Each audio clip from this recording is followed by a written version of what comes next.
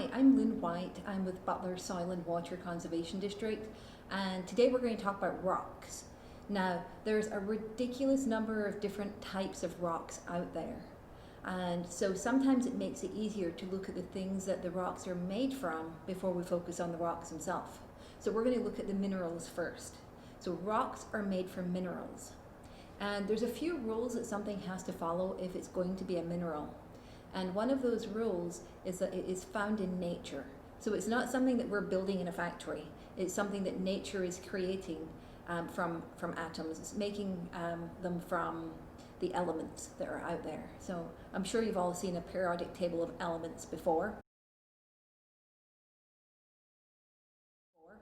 And some of those elements are more common than others in the minerals around us. Things like silicon shows up in a lot of different minerals and a lot of different rocks. It's one of the most common elements that we find in the Earth's crust.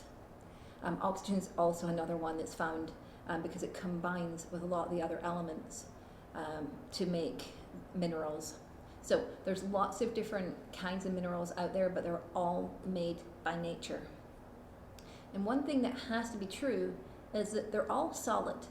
You're not going to find a mineral that's like a liquid or a gas or a plasma. Minerals have to be solid. And so it actually gives us some interesting things going on, because there's a really common substance that at the Earth's surface is sometimes a mineral and sometimes it's not. And that's water. In the winter time, when water freezes and it turns into ice, it's a solid and it's actually classed as a mineral. When it is in the atmosphere as water vapor, or if it's on the surface or down in the groundwater and it's liquid, we don't class it as a mineral then, because it has to be solid. Another thing that has to be true is that the minerals only contain inorganic materials.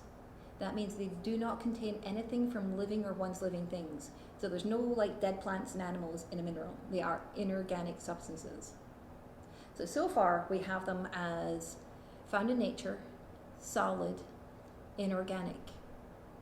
The next thing we have to look at is the recipe. Minerals have an exact chemical makeup, an exact recipe that they follow.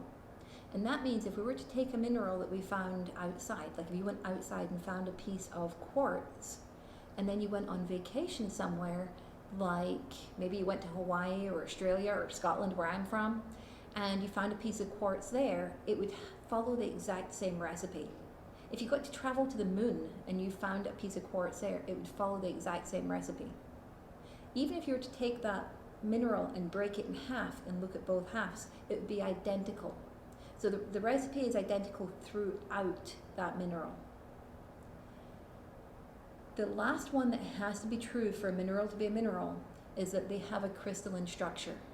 And that's the way the atoms are arranged in there. The atoms kind of stack up the same way. And with some minerals, and again I'm just going to mention quartz, it has a very definite shape. And that's because of that crystalline structure and the way that the atoms align in there. And they can align in different shapes. And so here's a diagram showing you some of the common shapes. Okay, so that's the minerals. So the rocks being made of those minerals, a rock can be made of one or more minerals. Rocks can also contain organic material. Remember, minerals don't. Rocks can. So you can find sedimentary rocks that contain organic material. In this area, we're surrounded by sedimentary rocks, like this piece of limestone that is covered in fossils. Now, it's not the fossils themselves that are providing the organic material, but it can be parts of dead shells and parts of dead corals and stuff that have broken down that form that base of that limestone. So you can get organic materials in some rocks, which would be the sedimentary rocks. The last thing that makes a big difference between rocks and minerals are the recipes. So I mentioned before, there's a very strict recipe that a mineral follows. That's not true of a rock. And it's kind of easy to see in this rock here. You can see the pink speckles all over it, which is feldspar. And if we were to split this rock in half, you would see that the recipe is slightly different for each side. One side has got more of those pink blobs than the other, so it contains more feldspar. if we were to look at a mineral like this, it would be the same color throughout because it's the same recipe throughout. And it's this lack of following a recipe that is kind of helpful for rocks, because if we wanted to be really picky with the rocks for them to follow an exact recipe, we would end up with an infinite combination. So we're slightly more picky. If something's got if something like this, which is granite, if we were to split this in half, we could say, well, that's different from that one. So this is granite type 1 and this is granite type 2. And you can just keep going on and on and on like that. So we're not as picky with rocks. We look at the general materials that make it up. So the general minerals that make it up and the general quantities of them. And then we look to see the way the rock is formed. And there's 3 different ways that rocks can form. And that's what we're going to cover now. So the first way that rocks can form are sedimentary rocks. And sedimentary rocks tell you in their name what they're made from. They are made from sediments. So a sediment is just a piece of broken up rock.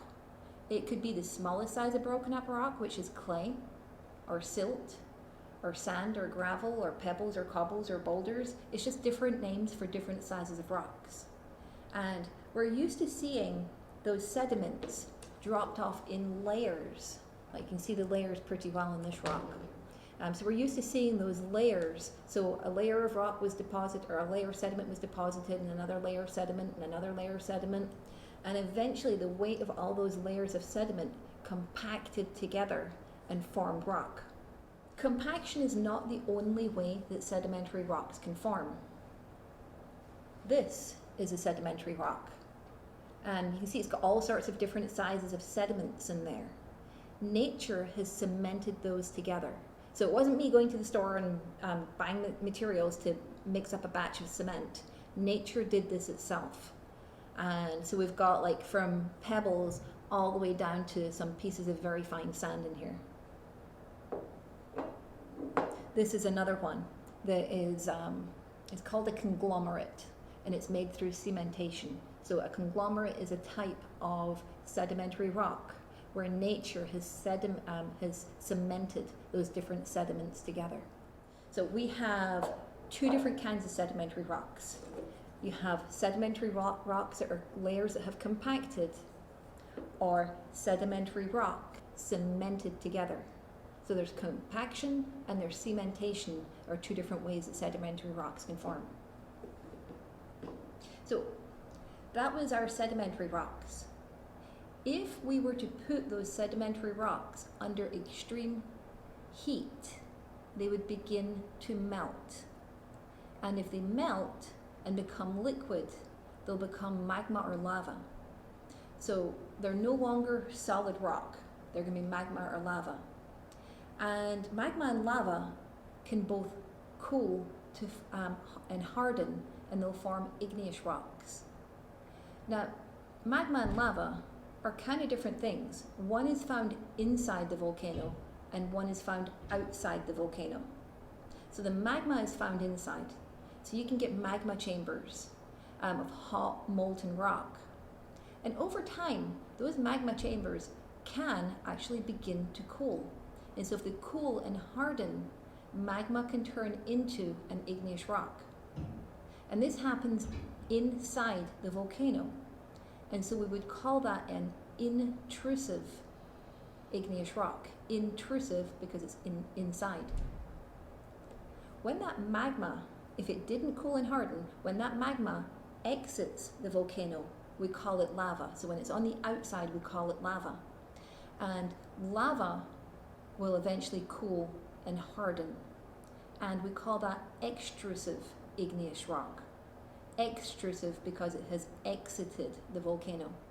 So you get intrusive and extrusive igneous rocks. And you can actually tell the difference when you look at them, and it's all to do with the size of the minerals.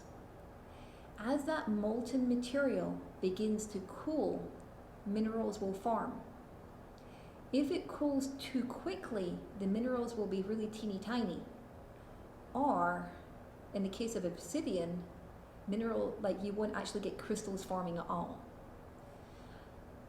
If it cools inside the volcano, it's going to take a lot longer to cool down because it's kind of blanketed by the rest of that mountain, by the land around it. And so it's going to take a lot longer for it to cool down. So that will give crystals longer time to form, and so they'll be larger on intrusive. Okay, so we've had sedimentary rocks and we've had igneous rocks. That leaves one other way that rocks can form, and that's metamorphic rocks. Metamorphic rocks are formed either from igneous or sedimentary rocks, can come from either one. And the way these rocks change into metamorphic rocks is by being put under extreme heat and pressure. And this can happen at plate boundaries. When two plates meet, there is intense pressure which can develop warm or hot temperatures. Now we don't need it hot enough to melt the rock. If it melts the rock, we're back to magma and lava, which will cool and become igneous rock. But that intense heat and pressure will deform the igneous or the sedimentary rocks. So the name metamorphic, it's got morph there. Morph means change. Think about when you were in like kindergarten, you were learning about caterpillars going through metamorphosis to become butterflies. So morph, it means change. So metamorphic rocks are igneous or sedimentary rocks that have gone through intense heat and pressure that have changed them.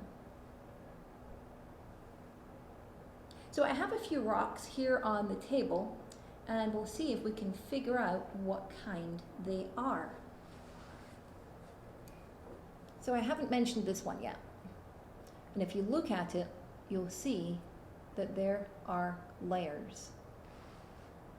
So what kind of rock would be laid down in layers? If you said sedimentary, you're right. And bonus points, if you said it was sedimentary through compaction, you're especially right. So this is a sedimentary rock where sediments were laid down in layers. How about this rock? So it's got lots of holes in it. It's kind of heavy, but it's got lots and lots of holes in it. So this is an igneous rock. Do you think this was formed inside the volcano, intrusive, or outside the volcano, extrusive? If you said extrusive, outside, you're right. This kind of rock forms when intense pressure builds up inside the volcano and then you get a violent eruption. Think about taking a bottle of pop and shaking it really, really hard. And then when you take off the cap, you get all that froth comes flying out. Well, this was frothy lava that cooled. So that's why it's preserved all of those holes in there. Those were kind of the holes in the froth. So this is an extrusive igneous rock. So have a look at some of the rocks that you find around you. You might have some in your house already, or you might find some when you go out on a walk. Now, I did mention we have a lot of sedimentary rocks in this area, but that's not the only kind of rock that you can find.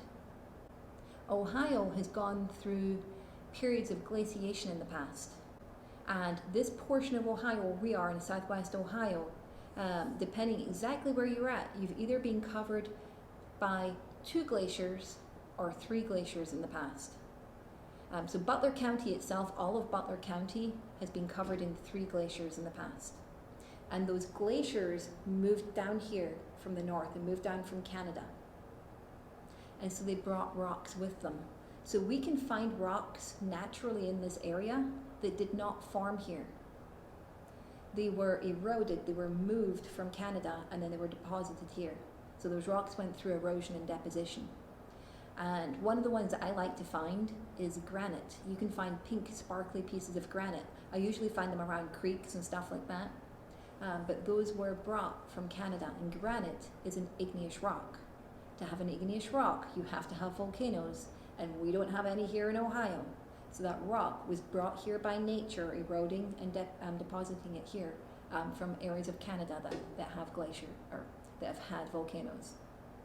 So have fun rock hunting, and hope you find something good. Take care.